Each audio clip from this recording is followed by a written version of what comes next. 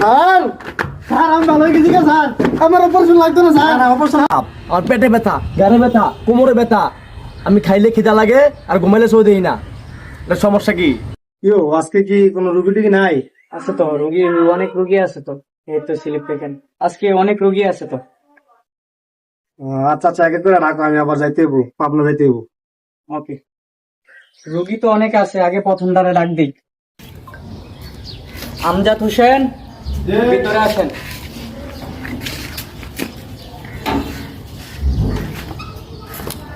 আসেন, আসেন, এই জায়গায় বসেন।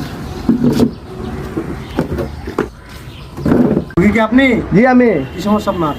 ডাক্তার সাহেব, জি আমি। কি সমস্যা আপনার?